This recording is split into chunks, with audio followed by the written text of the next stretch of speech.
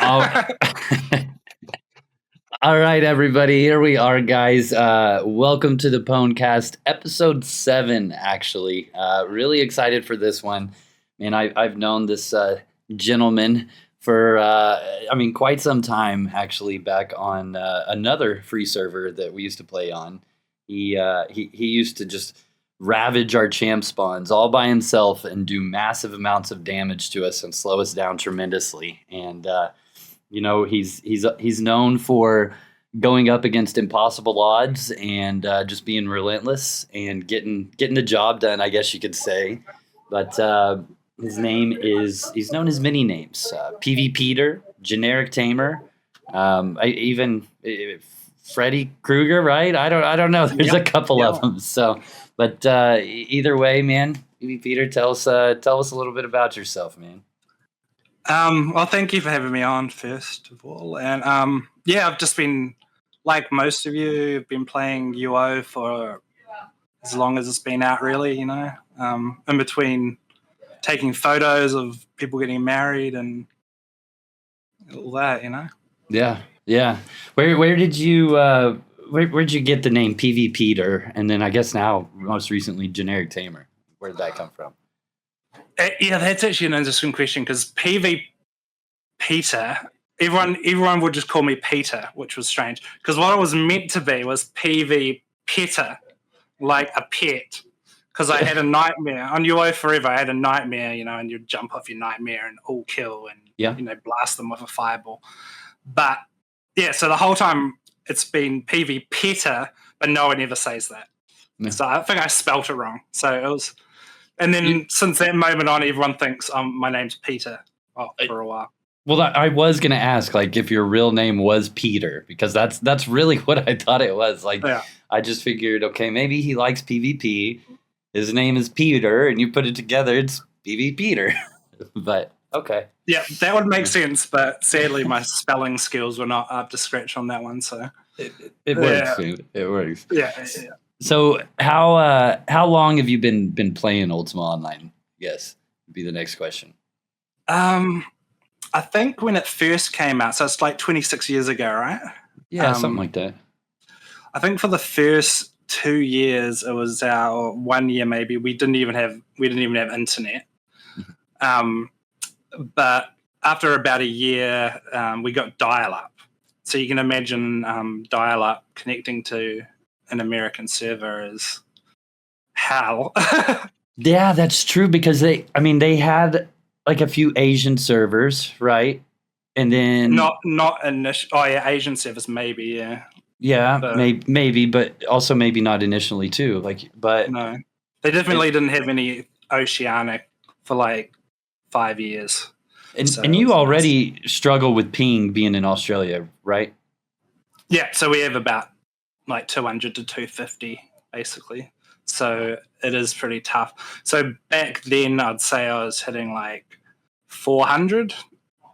And there was a time when like we got our first house in the game and would be farming the Harpy dungeon, which was scary in itself because no one had majory, and you'd see these reds coming up the top of Covetous, coming around that, and you'd be like, you could see them coming for like 10 seconds, and you're like, what do I do? And you're like, do I run away further in the dungeon? No, because there's scary mobs in there. Do I run at them? No, because they'll kill me. Do I just stand still and die? Yeah, that's what I did. That's about all you can do. Yeah. I can. When it first came out, yeah.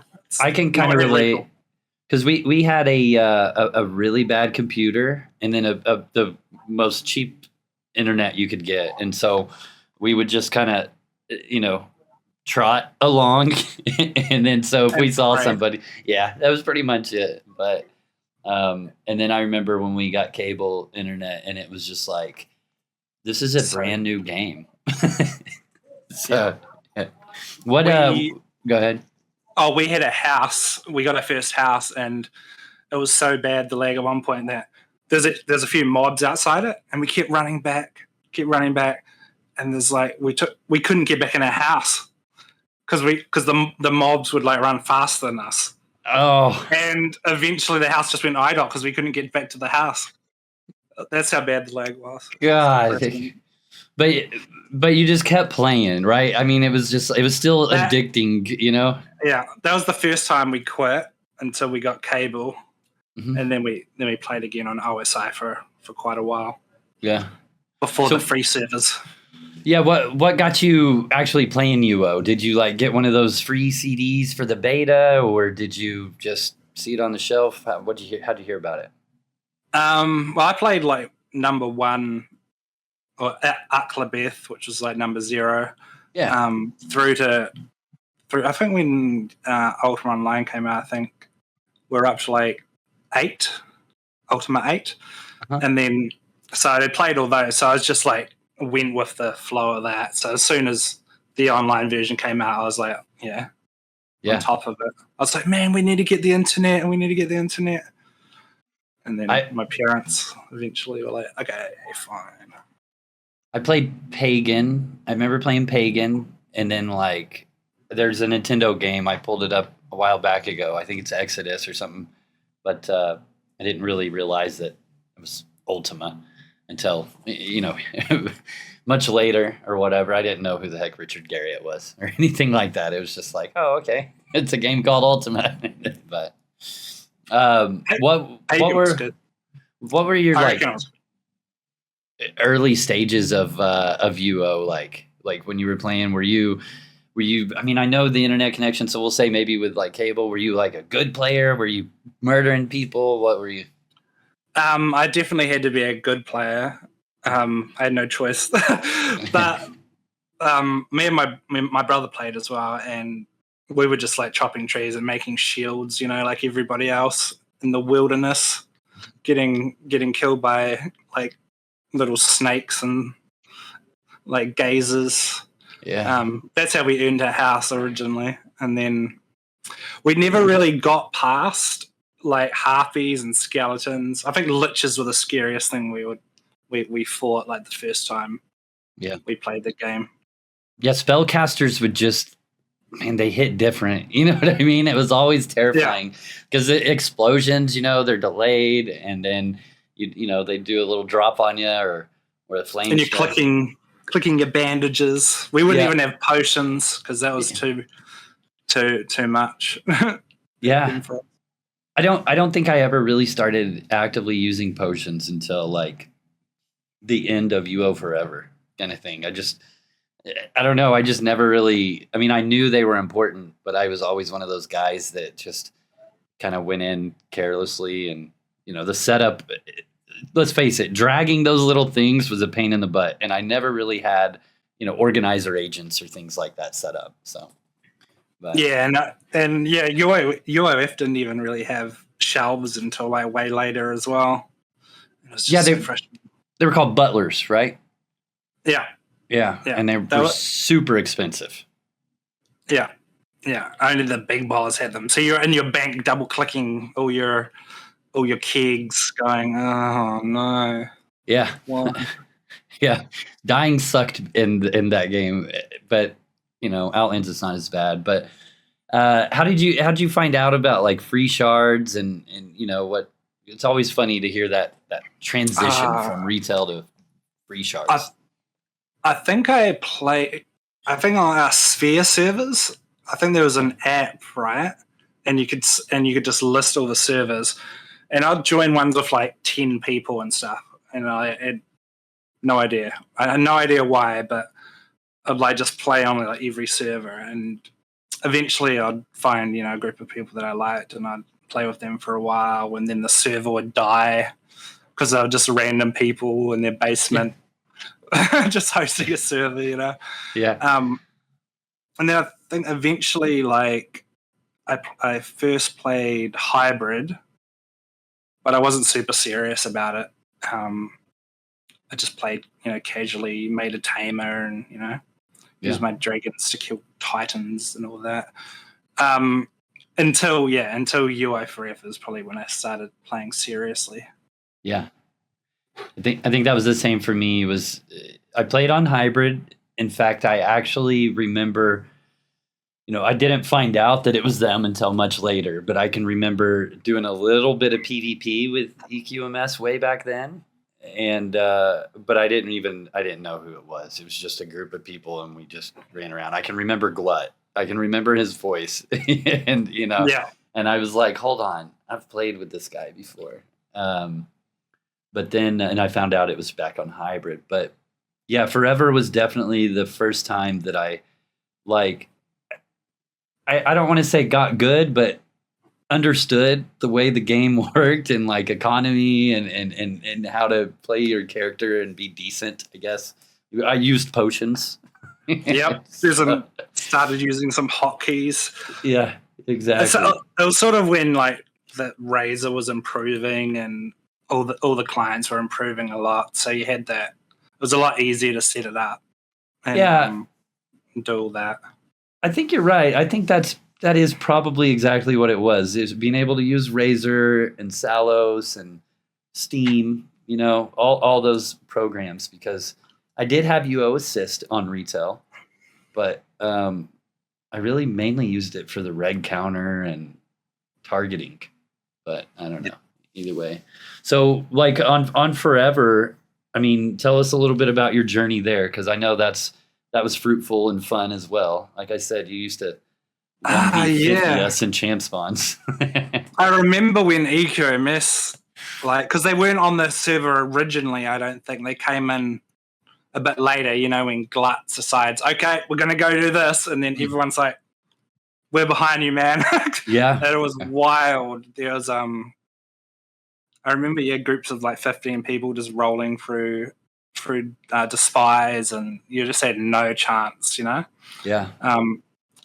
And then it basically I think you probably had the hardest time probably versus Power and Money Guild maybe, because they were quite organized, but the numbers, man, were crazy. It was crazy. Yeah, we called ourselves the noobs in purple, and we didn't care. We were the noobs in purple. You'd be on the bridge, and you'd like go one tile out of guards, and then there'll be a wall behind you, and it'd be like, woo! Yeah, and you'd be e-bolted to death. Yeah, but, it was wild. And in Face Guild, they were a challenge too with money. They would always, you'd think, oh, we're going to get this champ, we're going to kill the boss, and without hesitation, every time they would just come in at 1%. There'd be someone there hidden. They'd come in at 1% and wipe you out, and be like, oh, I didn't expect that.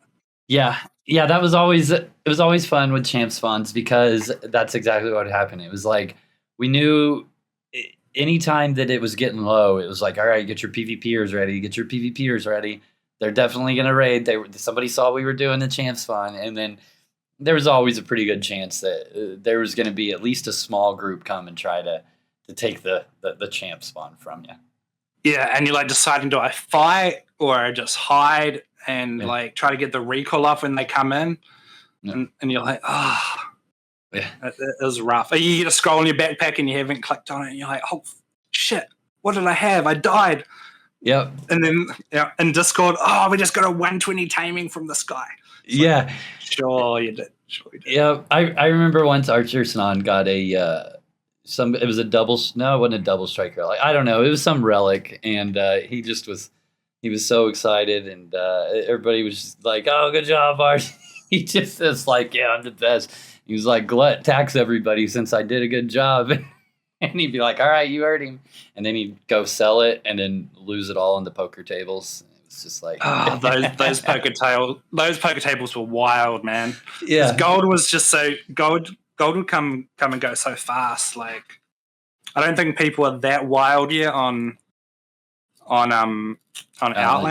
Uh-uh. I think there's like 10 people who really go big dick into poker, like 5 million gold tables. I don't think. Yeah, but I think too, man. It's because it was on the right in front of Britain Bank, whereas it's kind of hidden on Outlands. Yeah, it's a seedy underbelly. Yeah, and then on Forever, you really didn't have. I mean, you would buy power scrolls, I guess, especially if you were trying to feed your spider or whatever. But I mean, like the player progression stuff, gold was. Gold and Ultima, it's like once you get established, it's like, I mean, it's not really, you know what I mean? It's just how the game works. But on Outlands, there is a little bit more like need for it. Yeah, you do feel a bit shit if you lose like money. Like if you lose a couple of mil, it's like, oh shit. Yeah. But yeah, it wasn't like that in UOF, that's for sure. You're just like, no, whatever, 10 mil, fuck it. Yeah, yeah, it's like whatever. So what got you into Outlands? Really? I mean, when did you hear about that first? And I was one of those people that were like, oh, UO Forever is probably the last server that's going to be any good. Mm-hmm. And I'll probably just quit when UO Forever dies. That was like almost everyone said that, which is me. Me. Yeah. And then when it came out, I still didn't play it. And I was like, I still said that, and I was like, nah, it's not going to do that well.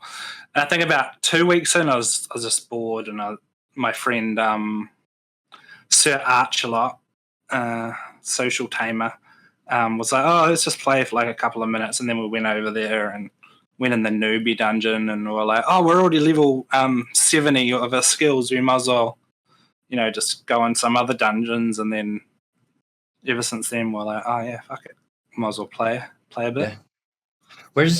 Have you talked to Arch a lot lately? Yeah, I've still got him on Facebook. He's he actually went back to UOF because someone quite close to him who was like friends with his father before he passed away still plays there, and I've got so it's a bit more of an emotional connection. Yeah, because he played the regular game with his dad before he passed away, and his uncle who he plays with there now. So he's got more of a connection to the original game, and UOF's a bit closer to the original game. So yeah, no, totally, and it really is, man. I mean, Ultima and a lot of games really, but I mean, it really is a big thing of who you're playing with, and it's just that makes it a lot of fun for sure. So I can understand that. What? So I'm guessing Archelot is the reason you went into Wrecked Guild there. Yeah. Well, we actually were in Sin. Okay. When we first joined, which I guess was like a month into the server, maybe. I don't know if you were in there or not at that time. No, because the way I did. So when I jumped on Outlands, I reached out to Bino from EQMS, and they had trash. And then like a day later, Blastro hit me up and said, "Oh, you're on Outlands now." And he was like, a lot of us from City and Burb are here in this guild called Send. And I was like, oh, okay. Well, I'm already on trash, so I'm sticking out here. So it took me a while to get over there. Yeah, I mostly remember. Yeah, I remember Blastro and Mary and Beer. Golden Bear. The other people I remember most from there, but I'm not sure why we left. It was more Arch's decision for some reason. He just wanted to start saying on his own. So we co-founded Rect together. Wow! And then a whole lot of stuff happened. Yeah. Yeah, I did not know that. Okay, so I guess I just always thought that Derek found Wrecked. Was he there in the original thing of it, or? No, he was. We just recruited him. Okay. Along the way, because he was from UO Evolutions, I think, or one of those servers. It might not have been Evolution, but it was one of those strange servers where you can get like a 500 in your skills or something. Yeah. And he was well known over there. So he brought in a lot of players from that server, whichever server it was. If it might not have been that one. And that was probably a few months, probably maybe 3 or 4 months after we started it. Yeah. And then we recruited a bunch of PvPers, and of course they didn't get along with the Trammy server people. So there's a bit of a division there. And then one night, Arch, I woke up and I logged in, and Arch had like transferred the guild over to Derek, and he was like, "Oh, I thought you'd just want to join us," and I was like, "No, I don't really." But I was like, "No, I don't really want to just leave because we've got all the prestige and like leveled the guild up and all that." And I was like, "Oh, I don't really just want to. I like you a lot, but I don't really want to just leave a guild with like 5 PvPers because I know what those guilds last like a week." Yeah. You know how it goes with like those random PvP guilds. They go hardcore PKing in the dungeons for a week or two, and then it's just like people stop playing for a little bit, and then they quit. Yeah, yeah, exactly. And that's exactly what happened. Yeah. So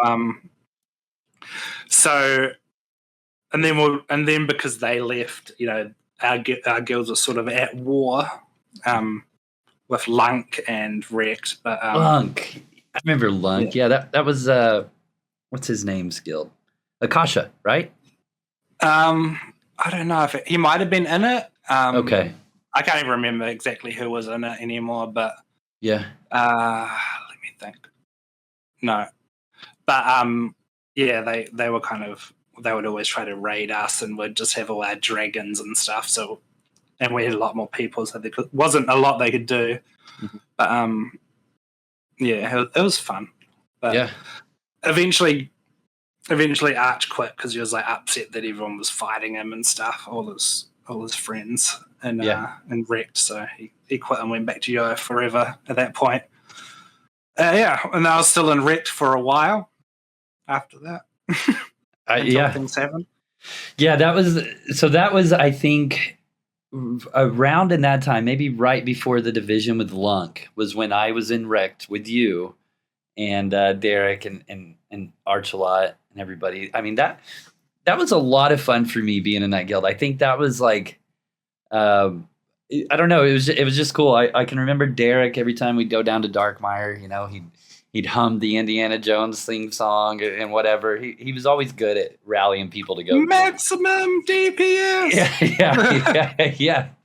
He'd yell that, and he would always say the same thing, like, looters do not engage in PvP combat if you have loot on you. And just, it was always the same, like, sayings, you know what I mean? And so there's a lot of things about Wrecked. And you, of course, I can remember being guilded with you, and it was just always, it was interesting for me because, like I was saying earlier on, like what I had known of you was the guy who came in by himself and just demolished us when we would do champ spawns on UO Forever by yourself.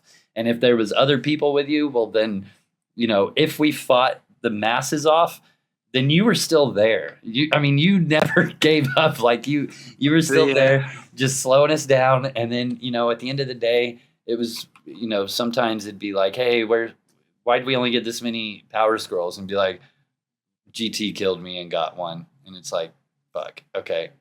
Like it was or PvPeter at the time. But PvPeter. Peter, sorry. Yes. But it was just really neat to like be guilded with you and see that other side. You know what I mean? It was really cool. And so, yeah. But what so I guess that kind of clears up a little bit. So this was the fun part. So I'm going to tell kind of the story that happened in Wrecked when I was guilded at the very end of it. And I couldn't help it but just, I remember vividly when it happened, I just started laughing out loud. Like when you're in a room by yourself and something is funny, most of the time you just kind of like chuckle. But like this, I just went, ha ha ha ha, like what is happening? What's going on? Like just started yelling at the computer, just laughing my ass off. But I remember, being logged in one day, just farming away or doing something on Tila. See, Pwncast used to be called Tila, and that was my Tamer, right? And yeah, that makes sense. Yeah, and I can remember seeing all the bosses get summoned. And like, because we used to save our bosses till Friday nights, remember? And then we'd do all the bosses and all that. But all of them just got summoned at once. And it's like, what is happening? And then all of a sudden, everybody in guild chat just starts going wild. Like, what the fuck? What the fuck? And then next thing you know, people start getting booted. Just start getting booted. Luckily, I was one of the last people to get booted. I don't know if it was because it was alphabetical or time joined. I don't know. Maybe you just skipped over me and then came back. Who knows? And you were laughing at everybody. And so eventually I found out that the guild house had been looted of all the valuables. And so tell me your motivation behind that, and like, okay. I'm sorry, I'm laughing here because I'm remembering it all. It was great. Yeah, there's actually a video on YouTube on the Red Cross's channel of everyone slowly like getting kicked, because I made a macro to do it. Okay. And so it was like a very even like. And I guess it was done by age in the guild, maybe. So maybe that's why it might have been later on. But I don't know. I don't know how I had it sorted. But basically, what happens is I was a bit upset because there was some. We were allied to some guilds, and they wouldn't invite us to their bosses. Mm-hmm. Like if they were doing bosses, they'd do them by themselves, and they'd let us tag it once to get the prestige, but that's it. They wouldn't let us, DPS or do or get any loot off them. But meanwhile, we had a boss channel, and we'd invite everyone to bosses and let everyone could have a split of the loot, in the distro. But so I was like, oh, that's a bit sad. So I made it so our boss channel was just for the guild, so you could everyone in the alliance wouldn't know, because that's what the other guilds in the alliance were doing. But like it kept on reverting back to the way it was. So I guess Derek was changing it, and I was like, hey man, we're not getting equal representation from these other guilds, so yeah, I'd change it back. And then eventually he just dropped my privilege in Discord. So then I dropped his privileges in the guild and everyone else's. So I was like, okay, it's going to be like that, I guess. And then, then I did, I kicked everybody and then just promoted him back to leader. Yeah, because I just used the filthy system to like make myself GM, because he was GM. Bear in mind, the whole time. And you can't do the filthy system anymore, right? You can, but people weren't really aware how it worked. Most guilds now up the requirement to set filthy. Okay. To like after I did it, I set it to the maximum, so only I could declare filthy. Okay. So they were like panicking, trying to like set their filthy back to him and people. But as soon as I got it, I just started kicking. So only GMs could do it. Yeah. So but yeah, once I kicked everyone, I just gave it back to him, because I didn't really need it. But I just wanted to be a dick, I guess. But the guild house belonged to me anyway. But I did take like four boss res or something. But it wasn't a lot, like, because Sir Archelot had already taken everything. Okay. Like when he left to go to Lunk. Uh-huh. So unfortunately, I didn't get as much as what was said, really. I see. Yeah, because I guess just because the way you did it caused such a more of a ruckus, and so it was like, oh, he looted the guild house. You know what I mean? And so, yeah. That's funny. Okay. But, there's a video of that on YouTube. Let me see. With Red Cross. Red Cross. I think it's called something like PvPeter is a beep or something like that. Red Cross generic Tamer or something. I'm going to look it up. Yeah. That was good fun. Me, I guess. I mean, like I said, dude, all I could do was just out loud laugh. Like, this is happening right now. It was just, I mean, I'm one of those people that just laughs at the misfortune and the hilarity of it, And so I thought it was funny. And then I think he just invited everyone back. So yeah, slowly. So it wasn't too much of a problem. Yeah, I mean, obviously, everybody in the Discord was like, WTF, WTF, WTF. And then it was like, here, we'll get you back in. But we didn't do bosses that Friday, that's for sure. The rest of the server. But the whole server was like, oh, well, this is crazy. Yeah. It'd be a fun little event if every boss spawned at once and, dropped. And that was back before, like if you did that now, you could probably still kill most of them because you go orange and all that, so you could just like, yeah. I didn't really like that, the whole change on going orange at bosses. It kind of took out a lot from the game, but sure, yeah, that's a whole other thing, Yeah. So after that, what? Where did you go after that? I mean, were you solo? Did you find another group of people to? Yeah, I think there's no guild that I can remember offhand. I think I was solo most of the time. There might have been, or did I? I think I might have been in Power. I was in Power for a while with Floob on that. Yeah. But that was kind of at the late end of Power when all the PvP nerfs were happening, like the nerfs to shrine, not being able to raid shrines effectively, the one IP per dungeon, the buffing of the bosses and all that was happening. So we didn't really get the chance to do a lot of raiding and stuff, but it was fun. The way they play was really fun. I'd still try. It was pretty cool.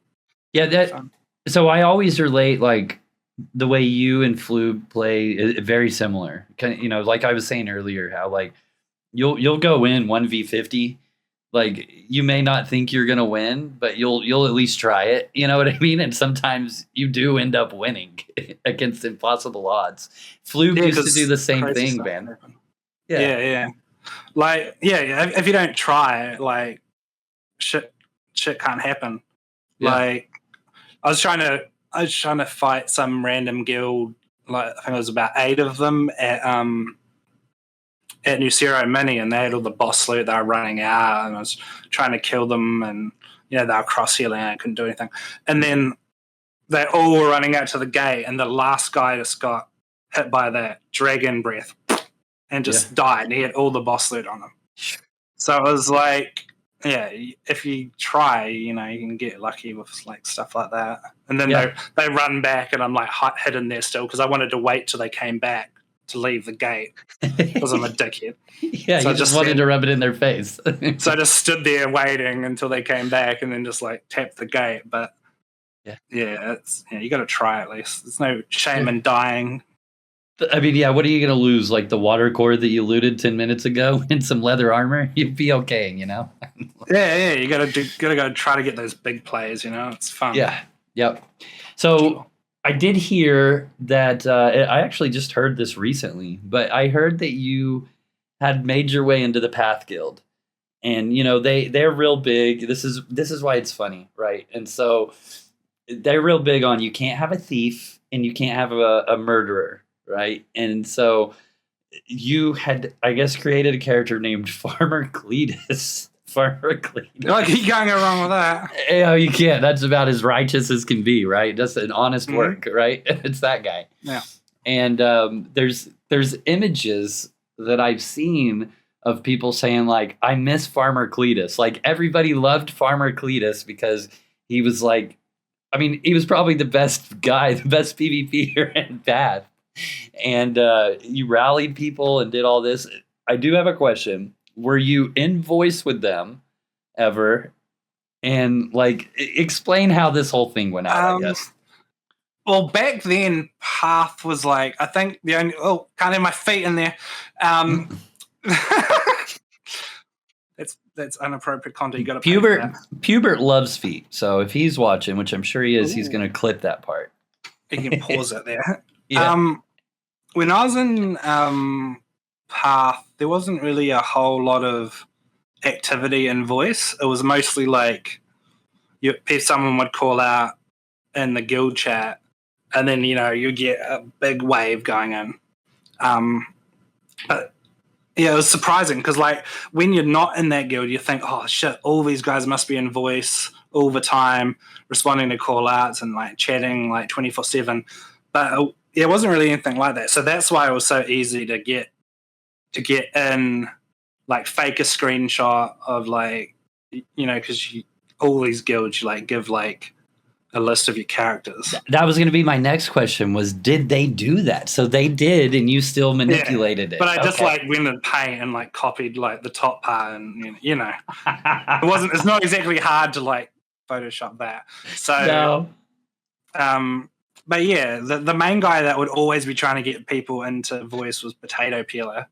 Yeah, and I think he sort of succeeded a little bit, but overall, yeah, there wasn't a lot of voice communications. Everyone would be congratulating each other on killing the one red. Yeah, in Alliance chat after. It was pretty funny. And I'd rock in there with my. I think I was using like one of Solrix's builds, like with the bears at the time. Like, so those builds were pretty OP, especially when you got like 5 of the Dexes with you. Yeah, running around. It was pretty fun. Yeah, and then I'd like tag the bosses on my like other character to get prestige. That they didn't know was you. Yeah, not at the time though. Because you used to get like all the prestige even if you did 1 damage, so you could farm prestige up like that. Yeah. Now it's based off of you have to do a certain amount of damage, I think, right? Yeah, and they were allied to DTF, CFC, Path, Sur, and like 20 guilds. I don't know all of them, but a lot. all the good guilds or whatever. Yeah, but I didn't really join it to like do anything like shady or anything. I just did it to like kill reds and have fun. Yeah, of course. Because I just run down. There's nothing I could do on my character to like fuck with them because it was just such a like. There's a point where it is a bit too many numbers. Right. Yeah. So and I didn't want to make it look like I didn't want to like blow my cover as well.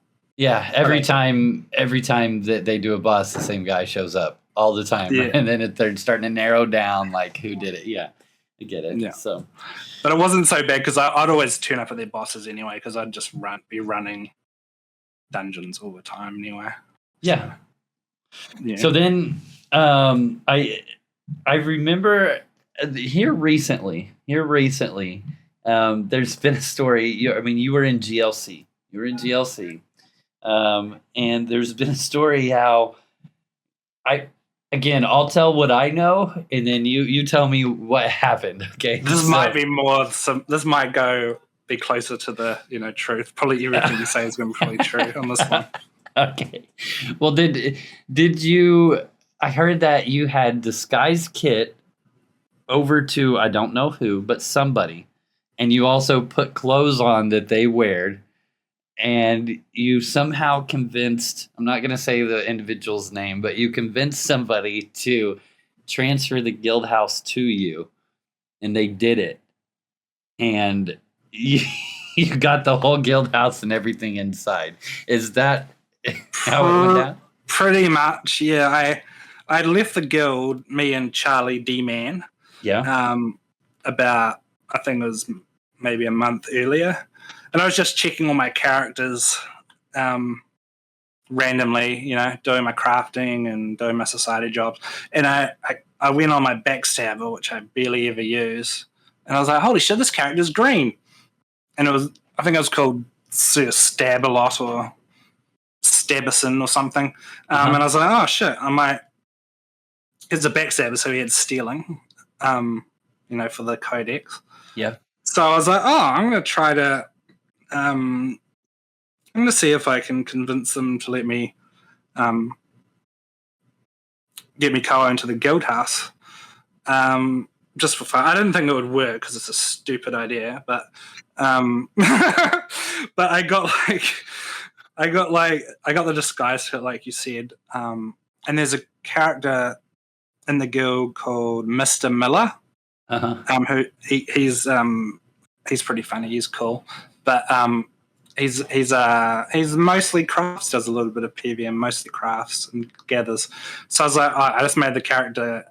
Well, use the disguise kit and made the character Miss Miller, and then I just hid in the guild house and just chilled there and just waited for someone to come into the guild house. Anyone.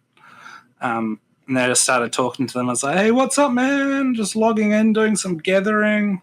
I've got a whole bunch of resources here. I was going to like fill up the shelf with some plate mail."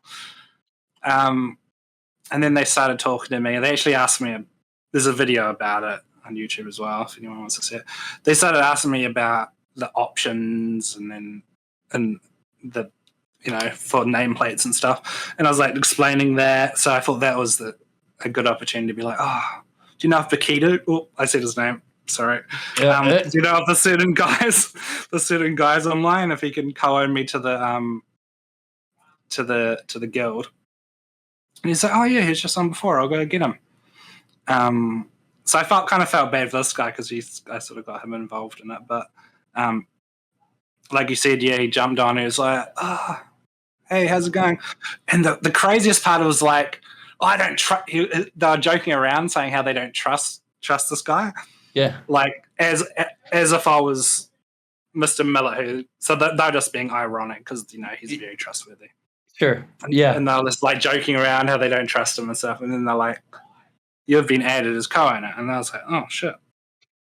So I just at that point I just logged off and said, I'll do some crafting when I get back, and then I just logged on about an hour later and no one was in there, so I just like robbed everything. I was just stealthing around, like unlocking everything because I thought people would come in, but no one did. Yeah, it was wild. How much do you think you got?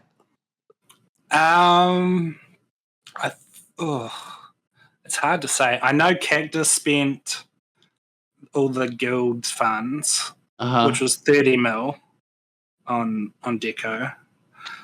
And then there was like the Battle Masters and the Omnibooks and all that sort of thing, which are probably worth quite a bit more.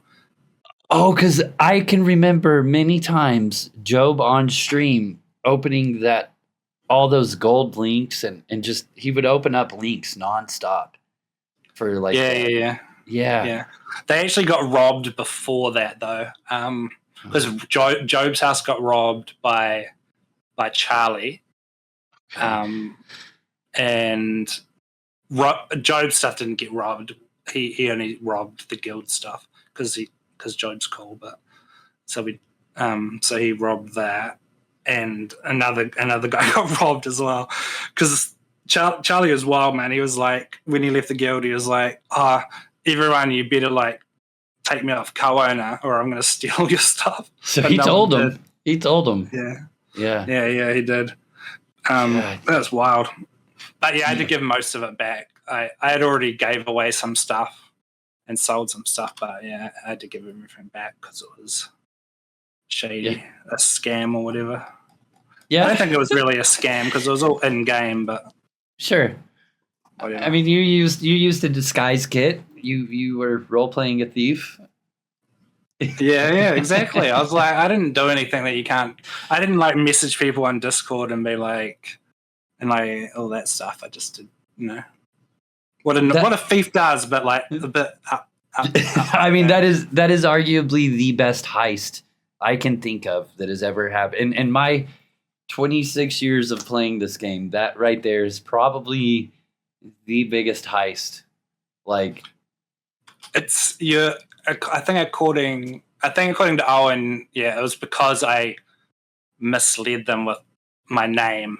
Mm-hmm. So if you were just to be in a guild and just rob them, then that's fine. Sure. But you can't trick people. Yeah. Which I don't know which is worse. Like if we just robbed a guild while we're in it, they'll be okay. But yeah. At the end of the day, you pulled it off. You know what I mean? Yeah, I didn't really care that much about the loot. Sure. Yeah. So wow. Although I was a bit of a dick. I boxed it all up, and then I just put it at the front of the guild house, and I messaged one of them. It was just like, oh, all your stuff's at the front gate. I didn't even know if they were online or not. Somebody probably drove home as fast as they could and logged in, because you got an hour before it disappears, right? Or somebody unexpectedly walks away. Yeah, there's all these horses walking around outside, and I was like, man, I didn't think about that, but yeah. Somebody watching this right now may have walked by and saw all the pack horses and just not killed them, and then probably should have killed them and gotten all that stuff. Yeah, they might have got rich if they were fast enough. Yeah. And then later they'll be like, oh, you didn't give all the stuff back to the guild. And I'll be like, well, kind of did. I did. It was on your front yard. It was on your front yard, man. Yeah, that's what FedEx always does, right? Yeah. It's, you hear about that all the time, like people like breaking up and throwing whoever's belongings out on the front, like, come and get your shit.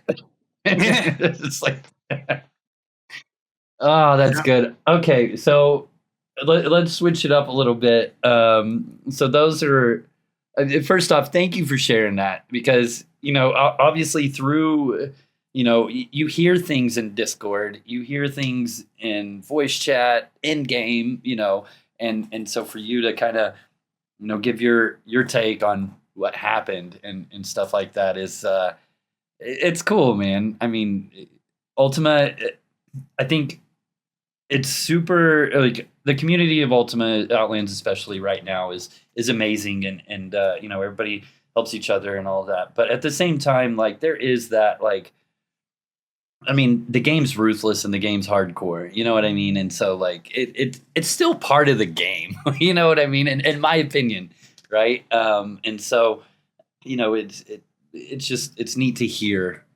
that 100%. So. And there's still a lot of that can go on in the server, even though it's been downscaled a bit. Yeah. There's still you can still kill a motherfucker if they're pissing you off, and that's good. As long as that you can still do that. Exactly.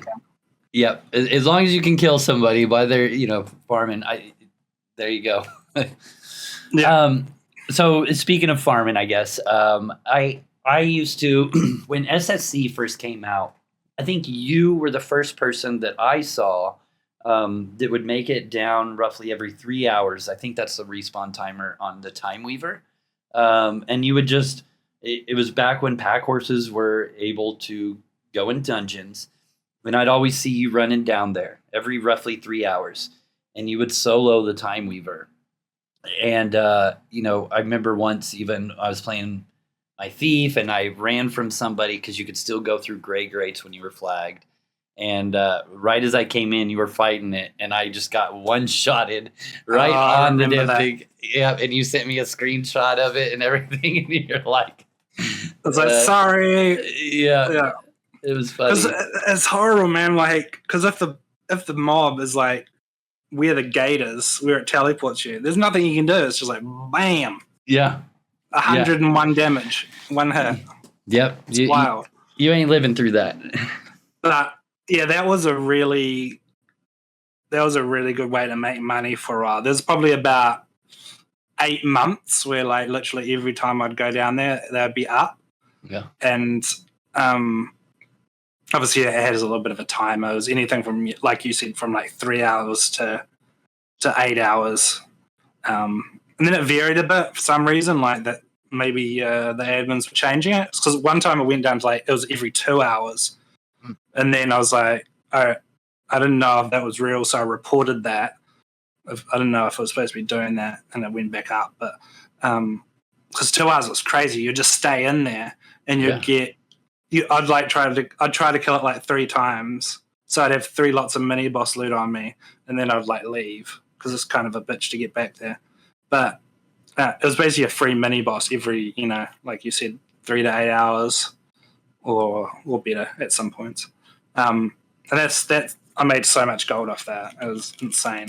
Yeah. And then probably about 6 to 8 months into it, a couple of Sin guys started doing it as well. But we were sort of on different different time zones. So most of the time I'd wait a couple of hours and it'd be back up again. But I made quite a bit of money off it. But it was really good. It was what, 3? You said how much loot was on it usually? A whole mini boss. Okay. Yeah. Wow. So you get 3 cores, 3 extracts, MCD, 2 research mats, skill orb, and a few random things every time. Did you ever get a mini boss rare? Was that a thing on it or no? No, I got countless like tapestries. Oh yeah. And like random like hair dyes and stuff. But yeah, I don't think there was ever a boss rare or anything. No. Yeah, because that would be definitely a lot of money to make, and you had to like kind of stand at a certain point, right, out of aggro range, and just keep summoning your Earth Ellies, or how did? Yeah, and I had a Discord poisoner, so my poison ticks were about 1,500 a tick. Yeah. So it would just sort of melt that way. Recently, before they nerfed it, there was like the Earth Allies could hit for about 1,000 with command. Yeah. They could, because it would do its blast, and its blasted so much damage that it would reflect like 1,000 damage if you had herding, command armor, like necromancy. Even necromancy would increase it. Yeah. Because this was a summoner, necro with command. Yeah. And Discord. So a lot of people were doing it that way, and then just every time it would do its move, you'd do 1,000 damage on both your pets. So that way was way more effective than my poisoner. Yeah. But which is where they ended up changing the reflect. Probably. Yeah, they maxed it out at 500, I think. Yeah. Because the in Mars 4, a lot of those mobs one shot, so that would have done like those backstab. Yeah. Those little backstabbers, like right by the entrance of Mars. Those consorts, I hate those things. Yeah. If you set it up and that thing backstabbed your Earth Ally with command and all the other stuff, it would probably like half hit itself. Yeah. So they had to like nerf it. That's wild. Would have been crazy. Yeah.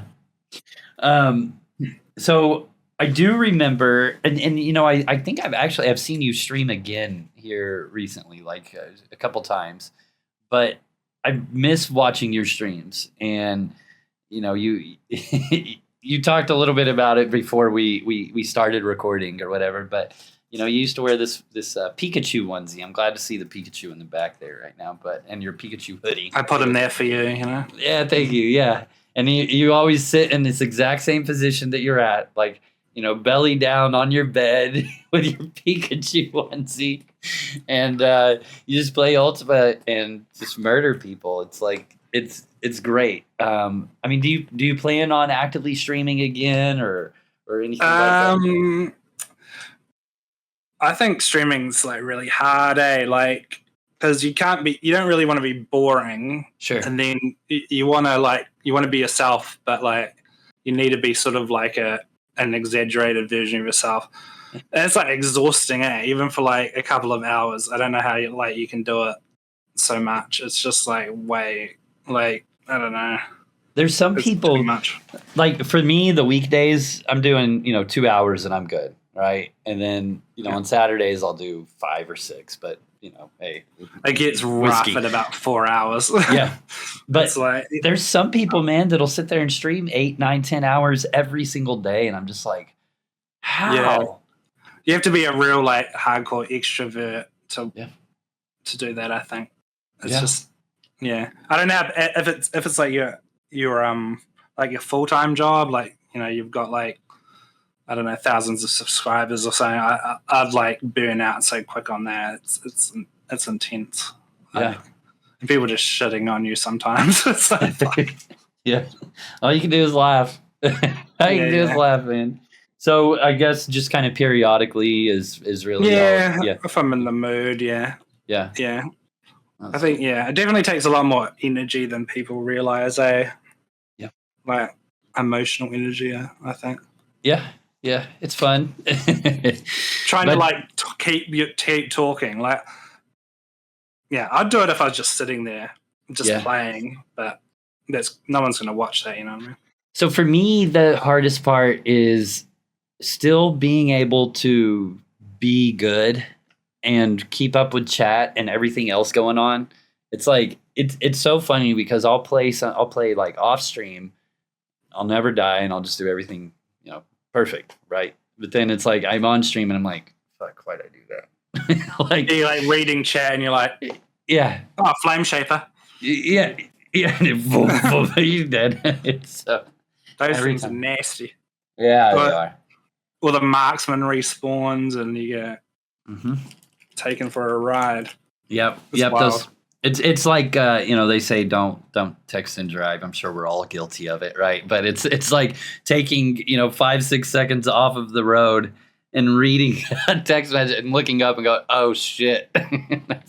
Yeah, but it's nonstop. You're managing like giveaways. You actually have people talking to you. Yeah. Like I'm just looking over there and just see nothing each time. You're actually seeing messages pop up. No, never, dude.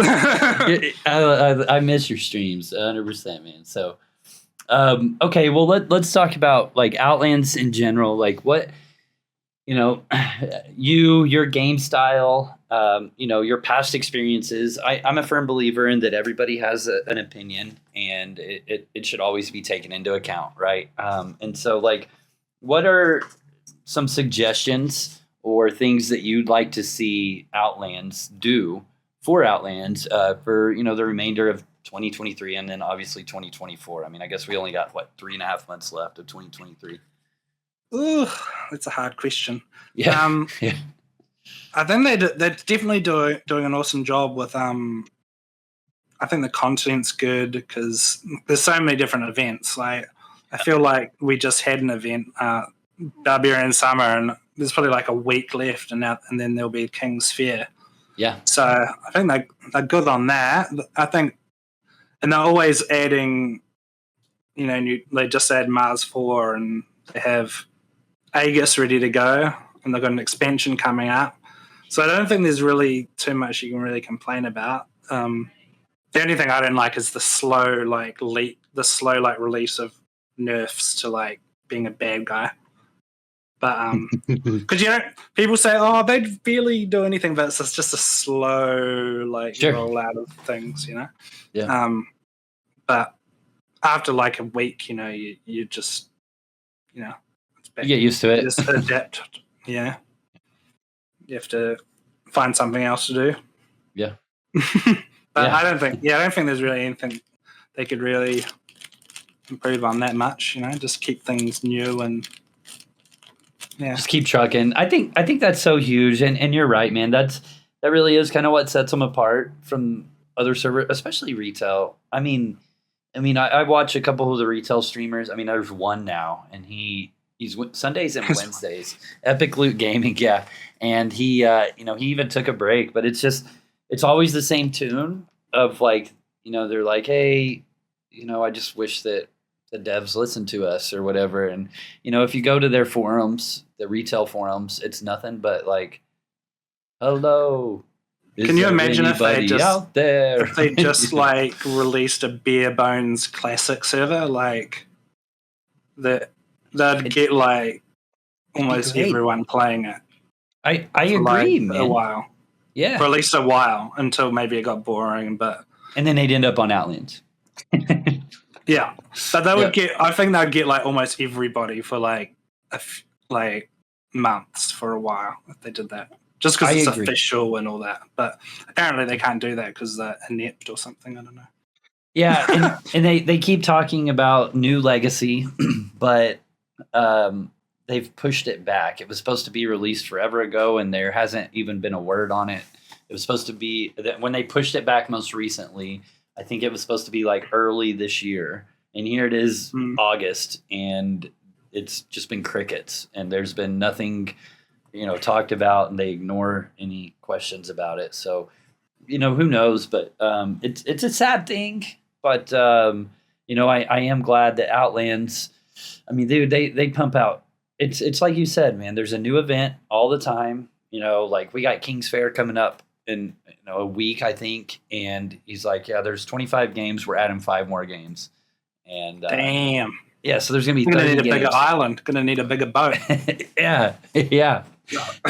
It's just always something, man. Everything, and from the close, which Ultima was like the first game. Well, I mean, I guess it was the first MMO I played, but either way, it was like the first game that like it's cool how if I take my shirt off, my shirt's off in the paper doll, but also in the game. If I dye it green, it's green. And, just they even incorporate those little like spikes on your shoulder. I got those for Shredder. Yes, exactly. You've made Shredder and the King's Fair fashion show, dude. I know you're going to participate in that, aren't you? Yeah, last year I went with Freddy Krueger and I got that's great. Second, I think. Yeah. I got a call out, so that was cool. But this year, Shredder's going to be in there. I just have to do some fine tuning, and we on the runway, killing some turtles. Turtles. I like turtles. If you could throw down items and not have to worry about people grabbing them, you could take a bunch of those turtle plushies and throw them on the ground and step on them, and then blood tiles underneath those when you step on them. It'd be cool. Actually, you probably could. I think people are far enough away that they wouldn't be able to pick them up. So you probably do something like that. That'd be risky, but what the fuck?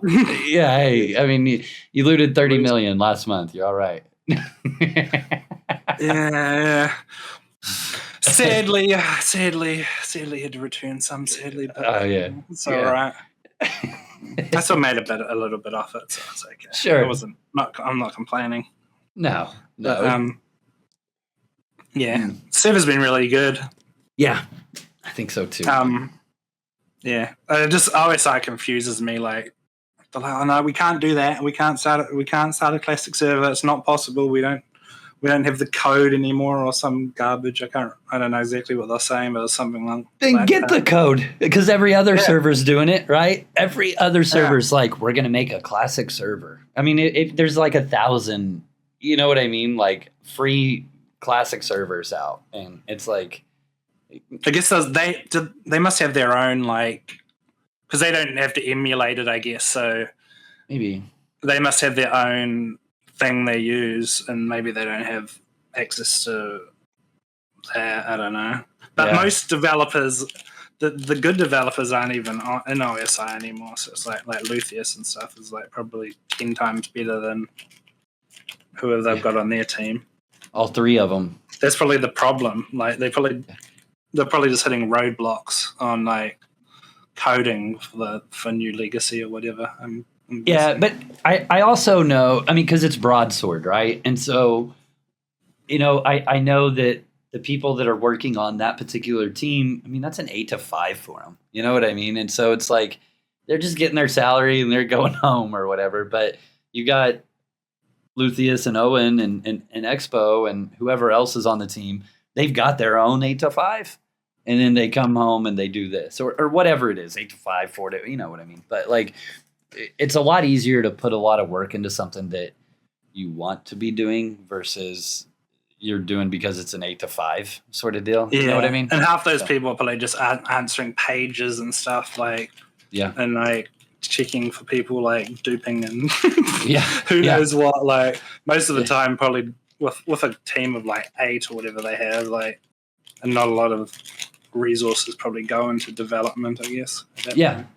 But especially a game this old, So, but and most of their subs are probably from people just holding their houses, for nostalgia. Yeah, I hear that all the time. In all honesty, man, I really do. People are like, I've had an active account for X years, and I literally just log in to refresh my house. And I decided to see what was going on in Ultima Online, and I put it in YouTube, and I found your video. and I heard that there's a server Outlands, and so now I'm here too. But I mean, I think my alter ego Ganthrone, he still has an active account, and he just keeps his house refreshed, and he plays on Outlands. He streams on Outlands, right? And so it's you're 100% right, man. There is a lot of those people. Like, I don't know. I'd let it go. A bunch of the guys in the GLC still have like 3 accounts and 2 accounts that are just refreshing. And you can still sell, and some people are still like, I'm going to sell the stuff, on OSI, and it's like people still buy it, which is nuts. I mean, all my stuff on UO Forever fell. You know what I mean? And it was free. I just was like, whatever, it's gone. I was wearing my most expensive stuff, but my house just fell. And I really liked the house too. It was like really cool. Yeah.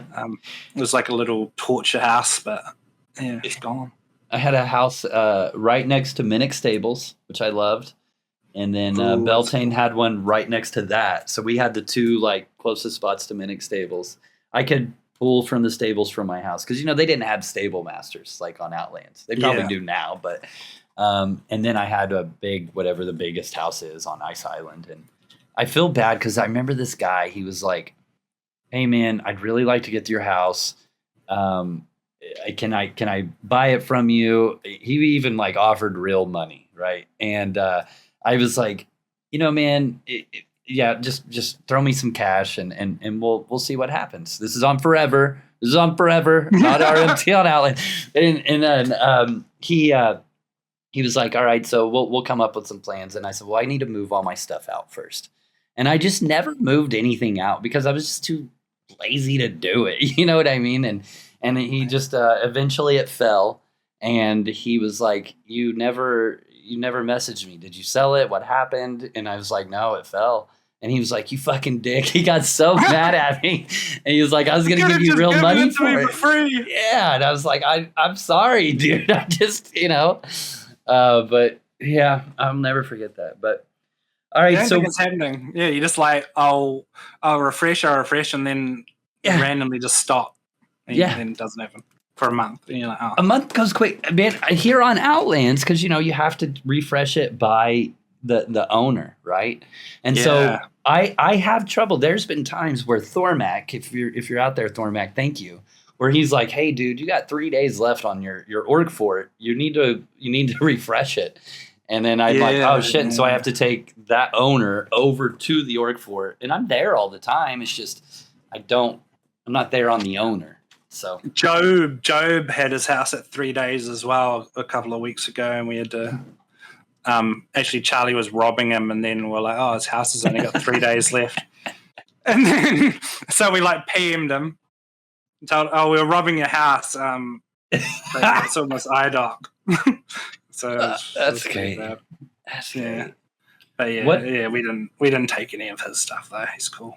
He's cool. He lives same state as me. I've had lunch with him and Josh Rudrow, and then he came to the Pwncast meetup here in Oklahoma City. Obviously, him and his brother. And he's a character. Oh, his brother's even more of a character. God dang, yeah, dude. They let me just say they know how to party, bro. They know how to party. Especially Alchemeister, bro. Oh yeah, even Job. Yeah, he can get into it. Yeah, he doesn't do it as often, but when he gets into it, he gets into it too. Yeah, sure. But Alki parties like that every day. He's an animal. He's a wild man. So, I mean, what other games? What other games are you excited about, or maybe another game that you're playing right now?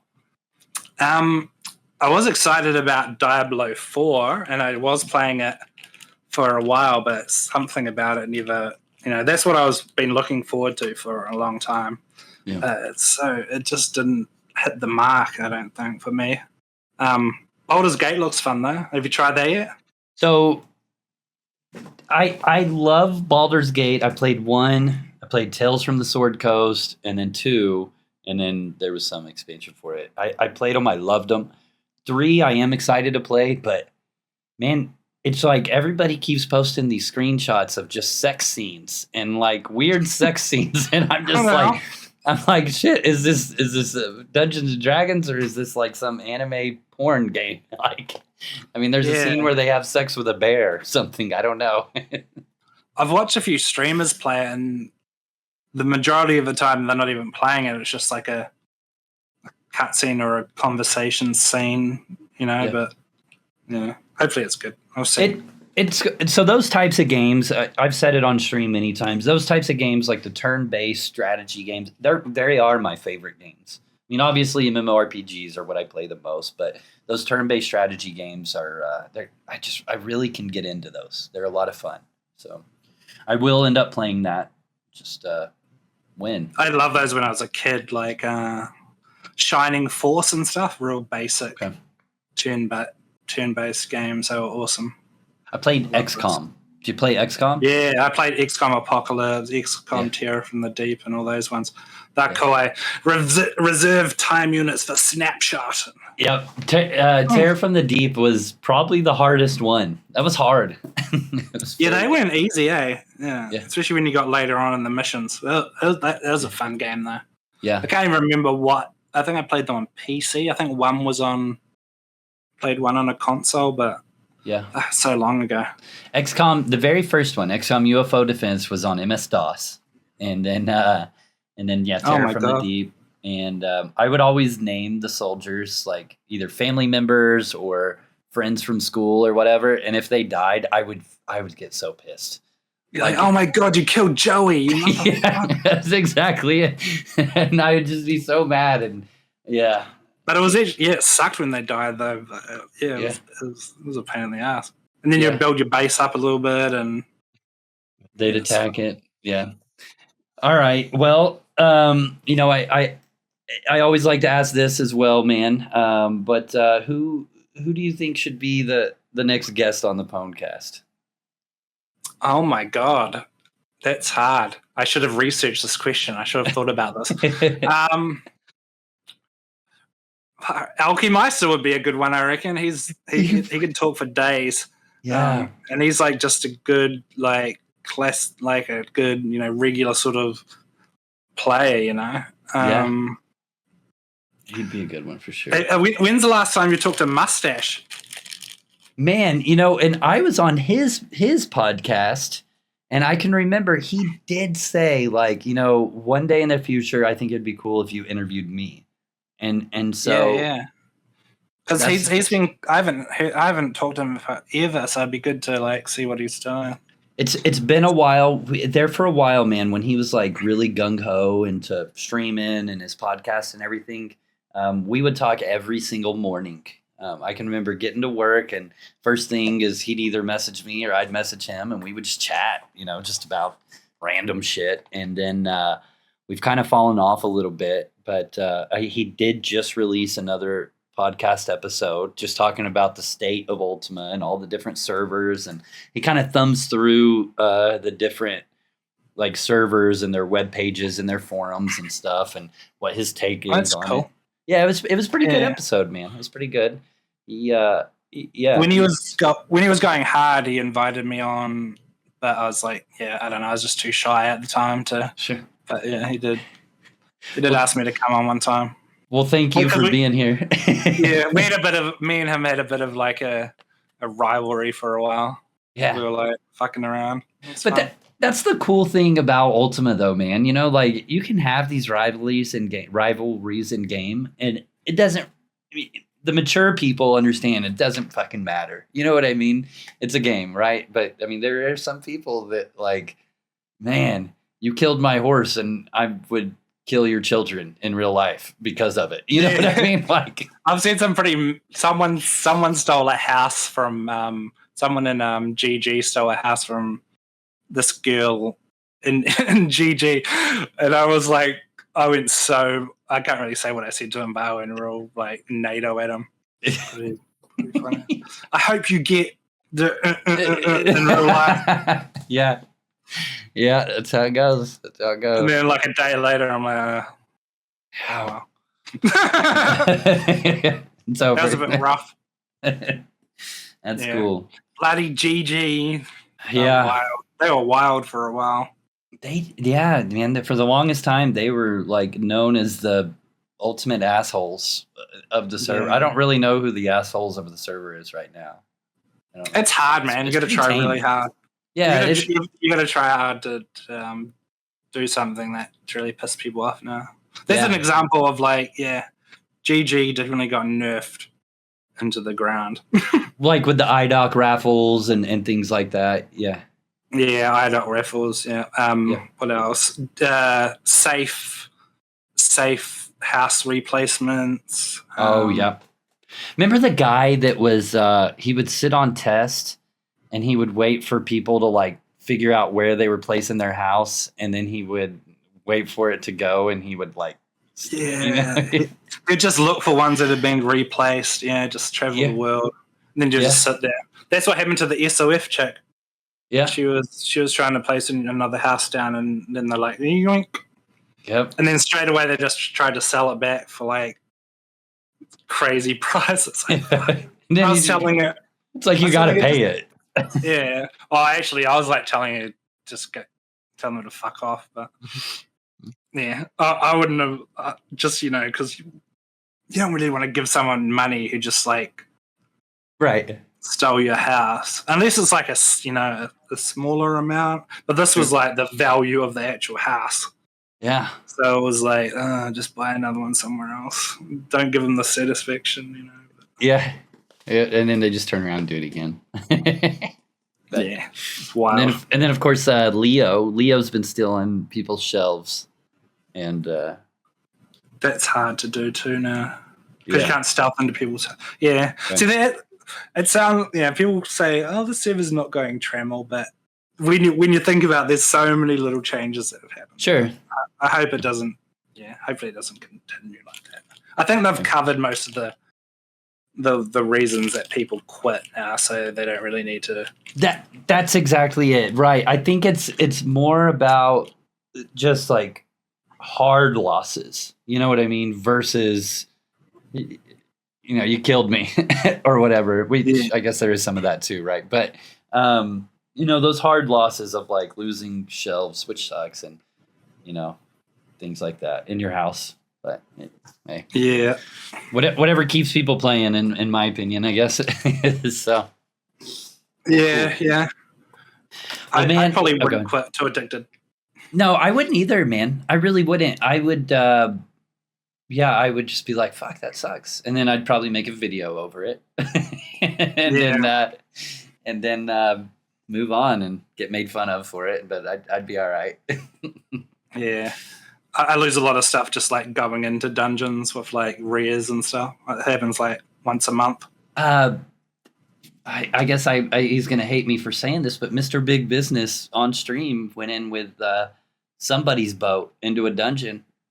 Yeah, I heard about that. Yeah. I don't know what the outcome of that was, but I'm sure you could guess. Yeah. Charlie, my old guildmate in the bad guy guild we made, he I think he killed Alpha Nightshade when he dry docked. Took his boat, and it was worth like 30 mil or something. Yeah. Crazy. You went in with like 10 or 15 research mats once, right? Was that you? Probably. I wouldn't even know if I did, because it would be in a red pouch, and then if it's saying like a research mat, I wouldn't have even known. Like I'd never even know that I lost it. This was back in Rect. It may have been, maybe you killed somebody and got them. I don't know. But, I don't know. Yeah. But I've gone in with like actual rears, and then I'll like notice I'll be like 2 months later, be like, I want to put this down, and I'll be like, well, where is it? And like so many times. And the only times I know is like when someone actually messaged me and said you died with this on your corpse, and I'm like, yeah, fuck. Yeah. Or buy a piece of clothing and don't bless it. I've had giveaway stuff like sitting in my bag. People like give me like, here's for the giveaway, and then it's like sitting in my bag and like you said, like a red pouch or something, and then I'm like, oh shit, okay. Good thing I didn't die, or I did die. It again. Yeah. It's crazy. Yeah. Well, cool, man, dude. I really do appreciate you, taking the hour and a half out of your day to hang out with me today, and just talk shop, talk the game that we play, and things like that. known you for a long time, man, and you know, it really is. It's actually an honor to have you here, because it just, you know, like I said, the history of, you know, that guy in the little gray wizard hat on the llama that would come in and just annihilate us in EQMS, the champ spawns. Like, I very vividly remember that. And it was like, I used to get pissed. I'd be like, fuck, he's here. Like, that we were just killed, you know, 4 champ spawns in 30 minutes. And now this guy, we're going to be at this one for the next hour and a half. You know what I mean? Like, it was great. But, It was fun. And then being in, you know, guilded with you and wrecked, you know, hearing all these stories, and you know, man, it's just it's cool. I've enjoyed our interactions where I've stolen from you, you've killed me, and even that one time you killed me like 50 times and outpost on the that was a macro. I'm sorry. No, it was hilarious. I was like, this guy just keeps killing me. I was like, how's he targeting me so fast after I res? But I was so pissed. I was like, oh man, because I was like, oh no, Pwncast won't steal from me. And then I was like, where's my Foki? Man, I try not to steal from people, but on Whiskey Saturdays, it's like, I'll just get a wild hair and I'll be like, fuck it. Like, even last night, I was like, man, I haven't had a good steal in a little bit. I don't care. I know he's my guildie, but I'm about to steal from him. But he got away before I even could open up his bag. I'm bad. I have everything in the top of my pouch, so me too. It's easy access. Yeah. Well, I'm one of those people, you know, like some of the thieves, they play with object delays and they move the things over. Man, that's not fun to me. So I just, cool, man. Well, dude, again, thank you so much for hanging out with me tonight. And thanks for having me. Yeah, it was fun. Cool. Time went quick. Yeah, it did, man. I always feel like when I get off these, like I could just sit here and ramble on forever and ever. So this is one of those that I definitely could. So that's a good thing, man. But appreciate you. And cool. We'll hang out soon, man. Guys, thanks for watching. I'll see you guys next time. Peace.